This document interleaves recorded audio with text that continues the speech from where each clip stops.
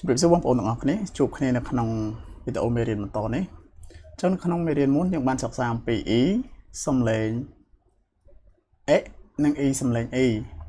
ចឹងនៅក្នុងជំពូក4ដដែលយើងរៀនពីស្រៈនិងស្រៈផ្សំមួយនេះចឹងយើងបន្តទៅមេរៀនទី12អធិស្ឋានបងប្អូនយន្តហោះកាត់មេរៀនសំឡេងរំខានបន្តិចអញ្ចឹង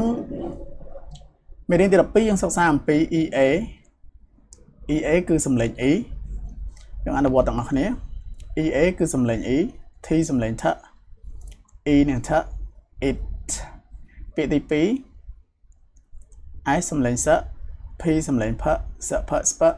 EA ស្រៈ E sp E sp K K sp និង K speak ពាក្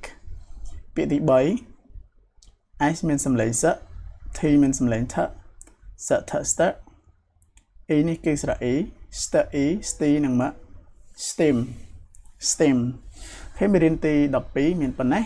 EA សំឡេង E យើងចូលមេរៀនទី13មួយទៀតដែលមេរៀនទី13យើងសិក្សាអំពី double E អញ្ចឹង double E ក៏មានសំឡេង E ដូចនឹង EA ដែរអូខេយើងអនុវត្តទាំងអស់គ្នាពាក្យទី1 T មានសំឡេង T double E គឺស្រៈ E ET និងណា tin ET និងណា tin ពាក្យទី2 S មានសំឡេង S double E គឺស្រៈ E S E C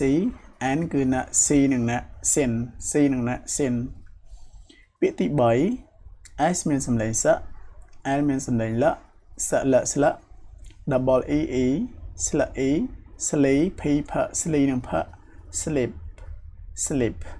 អូខេក្នុងវីដេអូនេះមេរៀនទី12 EA សំឡេង E និង double E សំឡេង E មានតែប៉ុណ្ណេះជួបគ្នានៅក្នុងវីដេអូក្រោយទៀត